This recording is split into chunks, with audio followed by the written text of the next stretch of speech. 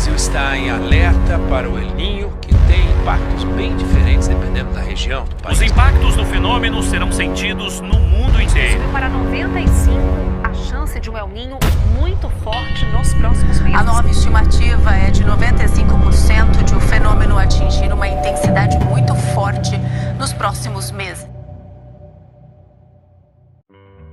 Nos últimos dias, todo mundo tem visto bastante notícias de catástrofes naturais, desastres que estão abalando o mundo. E isso está acontecendo por conta de um fenômeno que pode mudar completamente as condições do planeta. E no dia 13 de agosto, a NOAA informou que há mais de 90% de chance do El Niño atingir uma intensidade muito forte. E 69% de que ele atinja um nível histórico entre outubro e dezembro desse mesmo ano. E nesse vídeo você vai entender o porquê o El Niño pode mudar tudo no planeta.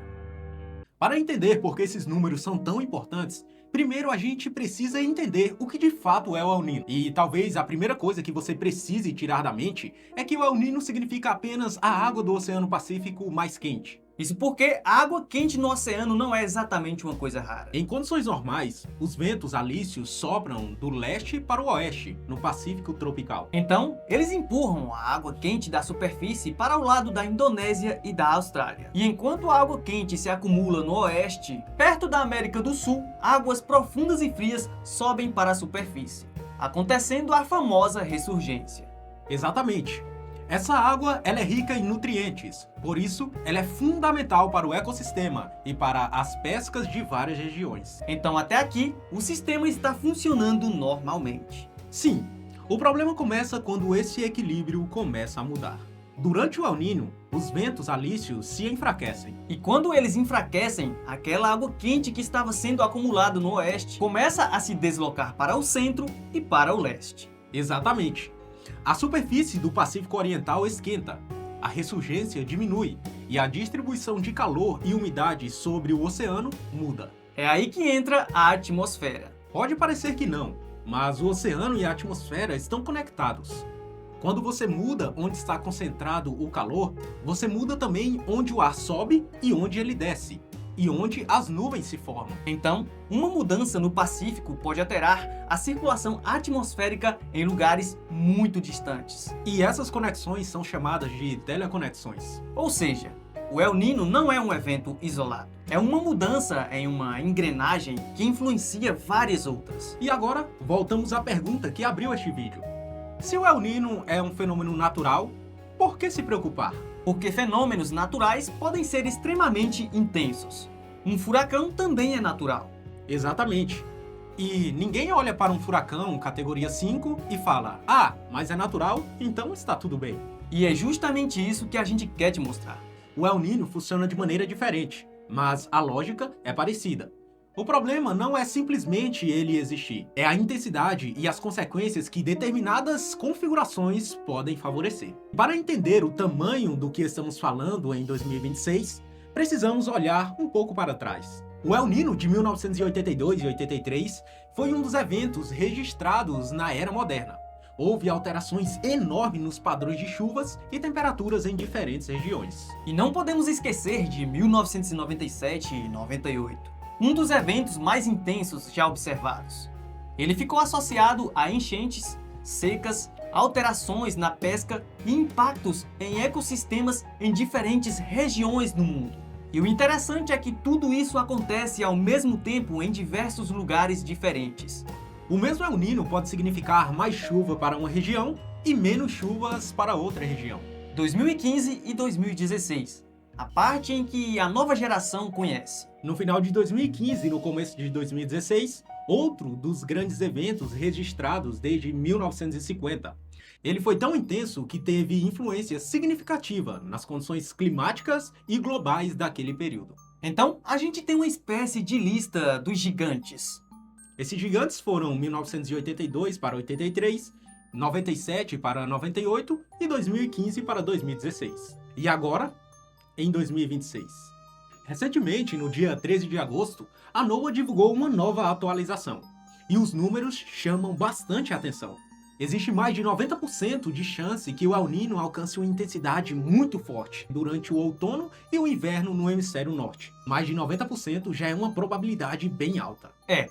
Mas também existe outro número. Para o trimestre de outubro, dezembro de 2026, a NOAA estima 69% de probabilidade de que o evento alcance um nível considerado histórico. E aí vem a parte importante. Histórico em comparação com o quê? Com os eventos registrados desde 1950. A NOAA utiliza a RONI, um índice que ajuda a medir a intensidade do fenômeno. Para essa classificação histórica, estamos falando de um RONI de pelo menos mais 2,5 graus Celsius. Então, não é simplesmente alguém olhando o gráfico e dizendo, parece muito forte. Não, existe uma metodologia, porque eles não estão apenas olhando para uma previsão de computador. O oceano já está mostrando sinais. Em julho, a região 3.4 estava cerca de 1,4 graus Celsius acima da média. E na região Nino 1+2, a anomalia chegou a aproximadamente 2,9 graus Celsius. E quando a gente fala de El Niño 3.4 ou El Niño 1+2, não estamos falando de dois tipos diferentes de El Niño. São regiões específicas do Pacífico que os cientistas monitoram. É como se eles dividissem o oceano em áreas de medição. O Nino 3.4 fica mais no Pacífico Central e é uma das principais regiões usadas para acompanhar a intensidade do fenômeno. Já o El Niño 1+2 fica bem mais próximo da costa da América do Sul. Então, quando você vê mais 1,4 graus Celsius no Nino 3.4, não significa que a água está a 1,4 graus Celsius. Significa que ela está em média 1,4 grau mais quente do que seria normal naquela época do ano, naquela região. E ainda tem aquele calor escondido abaixo da superfície. A NOAA identificou anomalias de temperatura de até aproximadamente 10 graus Celsius. Isso em determinadas áreas abaixo da superfície. E só lembrando, isso não significa que o Pacífico inteiro está 10 graus mais quente. É verdade. São anomalias localizadas em determinadas profundidades. Mas elas mostram que existe uma grande quantidade de calor armazenada dentro do oceano. Então, o oceano está literalmente carregando energia para esse sistema. É uma boa maneira de pensar nisso. Agora vem a pergunta que provavelmente trouxe você aqui. O que tudo isso pode causar? Em partes da América do Sul, El Niños fortes costumam aumentar o risco de determinados padrões de chuva. No sul do Brasil, por exemplo, o fenômeno costuma estar associado a maior risco de chuva acima da média. Enquanto em outras regiões, como no norte e no nordeste, enfrentam um maior risco de condições mais secas. Então, já dá para entender que não existe uma previsão simples. Se o El Niño vai trazer seca ou chuva, depende da região onde você está. No meio de tudo isso, a Amazônia merece uma atenção especial.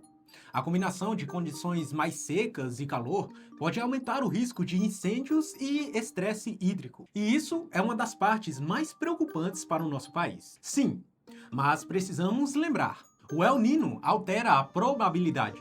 Ele não determina sozinho o clima em cada lugar. Mas espera aí, tem uma coisa que eu ainda acho mais interessante nessa situação toda. O quê? Você. Eu? Não, você que está nos assistindo. Porque se tudo isso se confirmar, você está fazendo parte de uma história desde 1950 até hoje nunca vista. É verdade. E dependendo da idade da pessoa, ela pode nunca ter vivido algo com essa intensidade dentro dessa série histórica. Então, talvez a pessoa esteja assistindo isso agora, mas sem perceber que está acompanhando uma coisa que pode entrar na história do mundo. Exatamente. Essa é uma das coisas mais interessantes da ciência. Às vezes, a história não acontece num único dia. Às vezes, ela vai acontecendo aos poucos. E o mais interessante é que nós estamos aqui para acompanhar essa história. E aquele negócio que está aparecendo nas notícias, o Super El Niño. Essa expressão precisa de um pouco mais de contexto. Super El Niño não é uma categoria oficial utilizada pela Organização Meteorológica Mundial. A classificação oficial trabalha com essas categorias: fraco, moderado, forte e muito forte. Super El Niño é uma expressão popular usada para descrever um evento excepcionalmente forte. Então, quando a gente vê essa expressão, não significa que inventaram uma nova categoria. Mas também não significa que o fenômeno não seja real. O que realmente existe é uma previsão oficial de um El Niño potencialmente muito forte. E talvez essa seja a coisa mais importante que você precisa levar desse vídeo.